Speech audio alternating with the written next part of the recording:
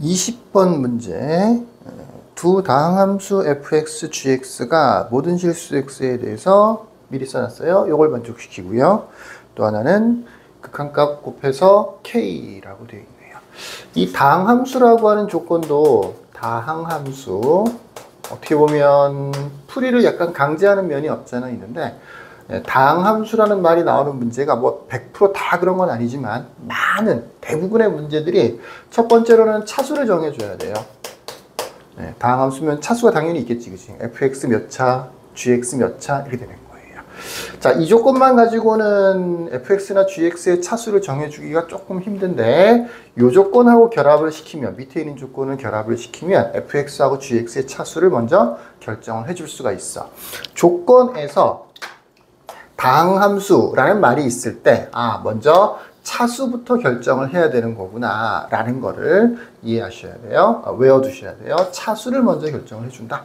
안 그런 경우도 가끔 있긴 있어요. 그냥 다항함수는 별 의미 없이 쓰는 경우도 있긴 있는데, 다항함수란 말이 나오는 문제 중에서 차수를 먼저 결정을 해서 푸는 문제들이 압도적으로 많다 정도로 이해하시면 되고, 두 번째로 이 두 번째 조건, 극한값 곱하기 극한값은 k라고 되어 있는데, 여기에는 이 극한값이 존재한다. 이 극한값이 존재한다. 극한값 자체가 존재한다 라는 말이 포함되어 있는 거야. 극한값이 존재하지 않으면 극한값 두 개를 곱해서 k라고 하는 상수가 나올 수가 없겠죠. 상식적으로. 이 극한값도 존재하는 거고, 이 극한값도 존재하는 겁니다. 여기서부터 출발하는 게 좋은데, 무한대로 가는 이 부분. x가 무한대로 가는 거란 말이야. 여기서부터 출발하는 게 좋아. 좀 큰 그림을 그리는 부분이다 라고 생각하시면 돼요. x가 2로 가는 부분도 중요하겠지만 무한대로 가는 부분 잘 보시면 분모 gx라고 되어 있고 분모 fx의 제곱이라고 되어 있어. fx하고 gx가 전부 다 다항함수야.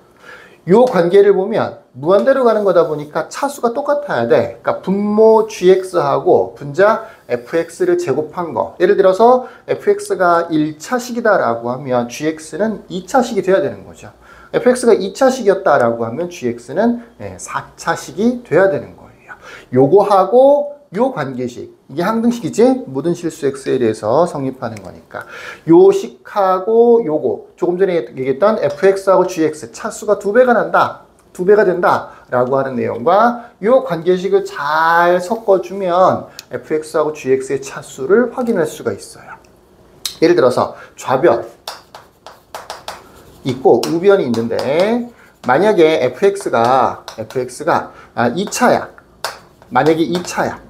그러면 좌변은 몇 차가 되느냐 하면 앞에 x가 더 곱해져 있죠. 3차가 되는 거죠.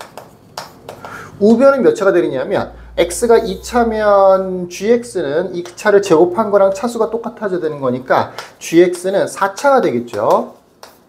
그러면 우변은 어떻게 되느냐 하면 4차에다가 x 1차를 더 곱했으니까 5차가 돼버리겠죠. 차수가 같아져야 되는데, 좌변하고 우변하고 차수가 같아져야 되는데 fx가 2차식이면 좌변은 3차식, 우변은 5차식이 되는 거니까 안 맞죠. 안 된다는 얘기예요. fx가 3차였어 예를 들어서. 그럼 여기는 6차가 돼야 되겠지, 그지?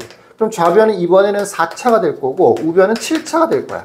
더더군다나 차이가 더 벌어지기 시작했죠. 그러니까 fx가 2차나 3차가 되면 안 되는 거구나 라고 할 수 있는 거죠. fx가 뭐가 돼야 되느냐? 1차식이 돼야 돼요. fx가 1차식이었다라고 하면 gx는 2차식이 될 것이고, fx가 1차, gx가 2차. fx가 1차였다라고 하면 좌변은 2차식이 되는 거고요. 우변은 2차였으면 이 부분만 생각해보면 3차가 되겠죠. 근데 여기서도 x세제곱 빼는 부분이 있다 보니까 이 3차식끼리 소거가 돼서 3차 또는 2차가 되는 거죠. 이렇게 되면 되는 거니까 아마도 gx는 2차식인데 마이너스 2x 제곱 플러스 뭐 이렇게 돼야 되겠죠. 그래야 이렇게 전개했을 때 플러스 x 세제곱이 나올 거고 뒤에 있는 마이너스 x 세제곱하고 지워서 전체적으로 좌변하고 똑같은 2차식을 만들어낼 수가 있는 거죠. 그걸 얘기하는 거고요. 자, 두 번째. 그래서 첫 번째. 뭘 알아냈느냐? fx는 1차라는 걸 알아냈고요. gx는 2차라고 하는 걸 알아냈어요. 심지어 gx는 최고차의 개수가 마이너스 2다라는 것도 알아냈죠. 그럼 이제 fx는 아예 처음부터 ax 플러스 b라고 두면 되는 거고, gx는 뭐 마이너스 2x의 제곱 플러스 b, 뭐 cx 플러스 d 요 정도로 두면 되겠죠. 자, 이 식에는 그거 말고도 몇 가지 조건이 더 들어있는데 항등식이잖아. 수치 대입법을 좀 써보면 대입할 만한 숫자들이 몇 개가 있어요. x에다가 0을 대입해주면 0 곱하기 f0은 이렇게 만들어지는 거지. 그러니까 좌변이 통째로 0이 된다는 얘기야. 우변은 0을 대입해주면 3 곱하기 g0이 만들어져요. 그러니까 g0도 0이구나 이렇게 할 수가 있는 거죠. D값을 벌써 0이라고 찾아낼 수가 있는 거죠. 또 해볼까요?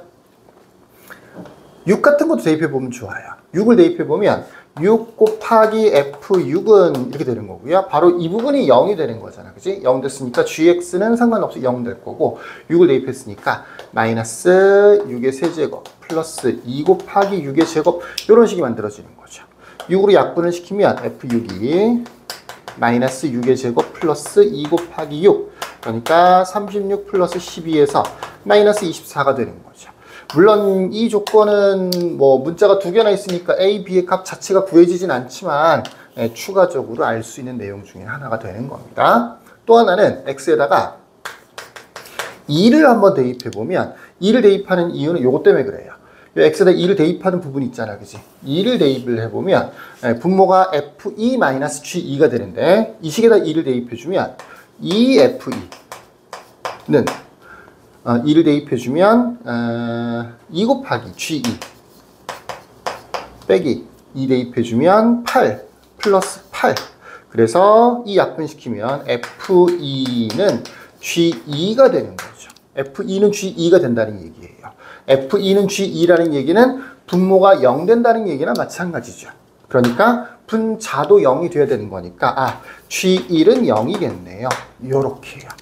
심지어 gx에서는 최고차의 개수는 여기가 2차, 전체적으로 2차식이 돼야 되는 거니까 마이너스 2라는 것도 알아냈고, 아까 상수항 0도 찾아냈고, g1이 0이다라고 했으니까 이번에는 c값도 구할 수 있는 거죠.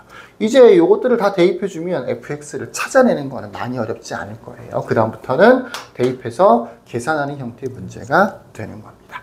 자, 다항함수라는 조건만 가지고 이거 잘하면 차수를 미리 정해주고 문제를 풀어야 될 수도 있다 라고 생각하고 문제를 풀어줘야 돼요. 극한에 대한 문제는 무한대에 대한 걸 먼저 처리하는 게 좋아. 이게 전체적으로 좀 큰 그림을 그리는 부분이다 보니까 무한대를 먼저 처리해서 차수를 체크할 수가 있다. 이렇게 알아두시면 되겠습니다. 나머지는 대입해서 정리해서 한번 확인해 보시죠. 여기까지 끝.